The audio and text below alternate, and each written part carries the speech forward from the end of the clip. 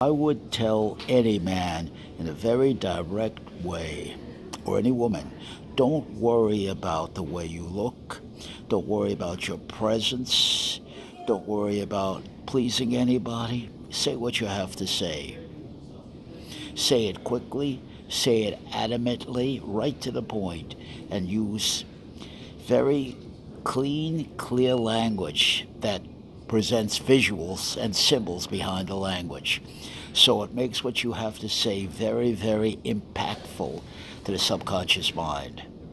This is rhetorical communication. It's communication to win, to prevail in a situation. We're not talking philosophy here.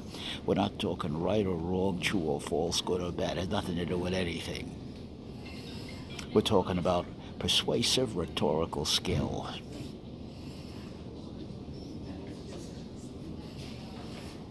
You have to be able to know, and you have to be able to do it with minimum effort.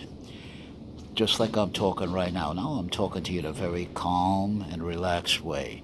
If you can do it that way, fine. If you do it yelling and screaming, that's also okay. You do it however you can do it. But you got to get the job done.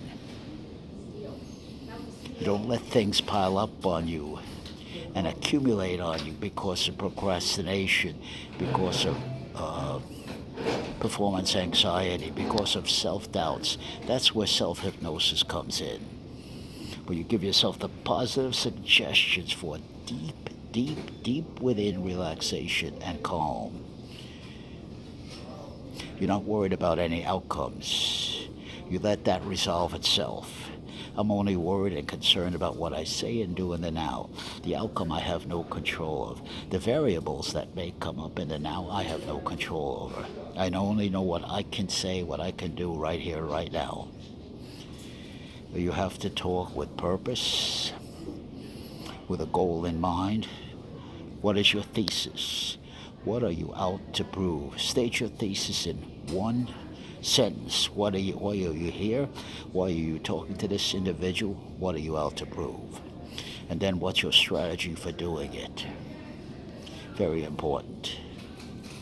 Very important that you deliver what you say you're going to do to perfection. You do that by creating what's called a deja vu Gedanken experience. You rehearse it so many times in your mind. You see it as a visual. You see it in the theater of your mind. You set up the circumstances. You strategize. You wrote down everything.